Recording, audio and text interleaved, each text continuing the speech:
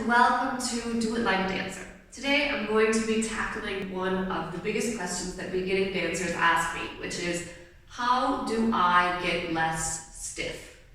Alright, they say I'm so stiff when I move, I don't know what to do, it looks really strange, like how do I look less stiff? Alright, so let's break it down. It's actually really simple and it has only a little bit to do with flexibility, right? Basically, the issue is when you look stiff, what happens is that you move something and your whole body goes with it. So it looks kind of clunky, you know, like think about a penguin, right? Like they move and their whole body moves. So that's why it looks kind of like weird and stiff.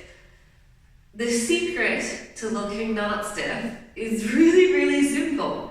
It's basically to learn how to isolate different parts of your body. That sounds completely counterintuitive, like why does isolation help me look like, you know, in the flow? But actually, when you learn how to separate the different parts of your body and then move them, then it looks like it's flowing, right? Like if you move all in one go, you know, then it's more stiff. So basically, you need to learn how to isolate the different parts of your body.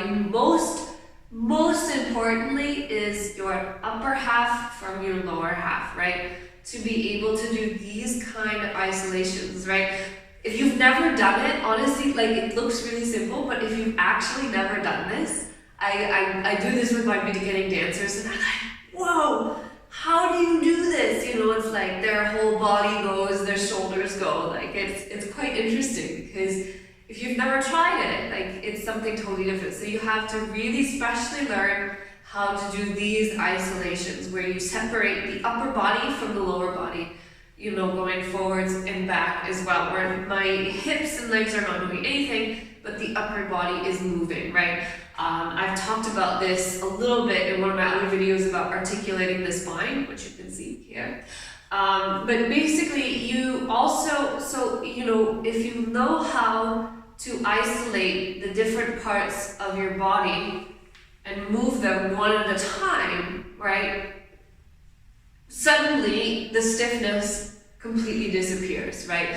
Even your arms, you know, like if you move your arm and your shoulder goes up, right? This is one of the biggest issues with ballet arms, which I'll talk about in the next video, right? Your shoulders go up because you don't know how to isolate the shoulder blade, right? So this is something that you need to work on, you know, with your isolation. It's like the whole, every little bit to be able to separate it from each other. So once you've kind of, you know, you can do your isolation warm-ups. I will do a video on that, where basically you just work on every isolation, you know, from the top down, even your ankles, you know, your knees, your hips, being able to rotate your legs. All of this basically, you need to work on.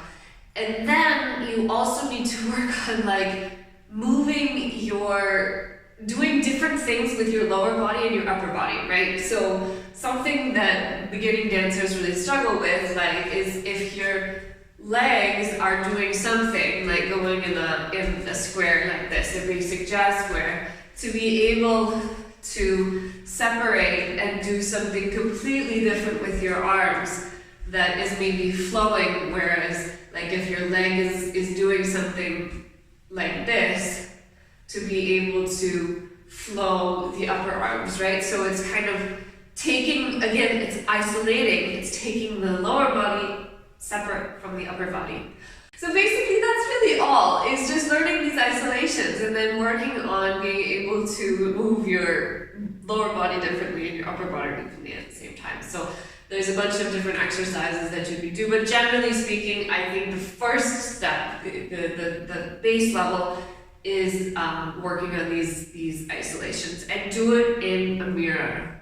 Okay, this is very important, because if you can't see if it's actually like, you know, this is not really the isolation that I'm talking about, it's like actually moving the rib cage, right? So Do it in the mirror, check it out, keep working on, and then what you can also do is these improvisations. I really like to do these, where you basically move one part of your body at a time. For example, your leg, your head, your shoulder, your hand, your hip, your elbow, your torso, and then just kind of play around with it, where you just move one part at a time while the others stay still. And then from there, you can start to, really move around, and you'll notice that your stiffness starts to disappear. Let me know how it goes in the comments. If you like what you see, share it with a friend. And as always, shout out to my patrons. You guys rock my world. Thank you so much for all your support. If you'd like to find out more about that, check the link in the description. You can check out my creative work on my other channel and at my website, gillianrhodes.com. And I will see you next time. Bye-bye.